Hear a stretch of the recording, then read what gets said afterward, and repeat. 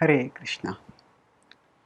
In Bhakti, understanding and practicing are not sequential but symbiotic. When we come to spiritual life, we often come with some understanding and acquire some understanding.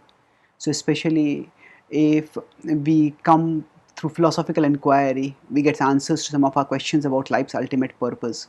Then, as our understanding deepens, we start seeing, oh, life spiritual side is most important, and then we start devoting more time to it, and in that way, we start practicing.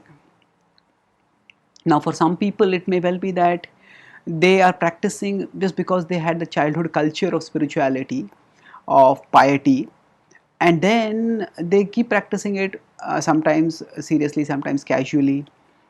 And they happen to meet some people who give answers, who explain why they are doing what they are doing, and thus for them practicing came first, understanding came later.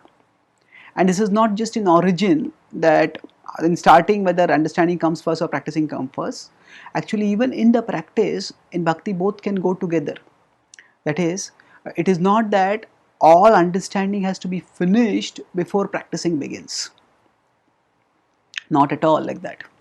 Actually, understanding is the impetus for many people to practice steadily, because once we are situated at the level of the intelligence, then we can practice steadily. But after we are situated steadily and we are practicing, it is not that at that time all understanding is exhausted.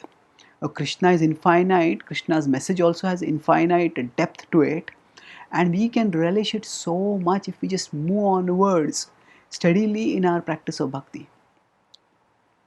So what happens is, it's not that understanding ends and then practicing begins. Rather, practicing itself grants deeper understanding, because Krishna is not just an object to be analyzed with our intellect. He is a person who reveals himself when he is pleased with us. And as it is said that he can be known primarily by devotion. So, bhaktya mam abhijanati yavan yaschasmi tatvatah tato mam tatvato gyatva vishate tadanantaram. So it is said, bhaktya mam abhijanati. By bhakti I will be known. Yavan yaschasmi tatvatah. As he is, he can be understood. Tato mam tatvato gyatva. And after knowing him thus, vishate tadanantaram, one will attain the unlimited spiritual world, unlimited spiritual reality. So the point here is that Krishna says the janati is knowing, understanding, we could say, but janati comes how? By bhaktya. It is not just by intellectual processing, it is by bhaktya.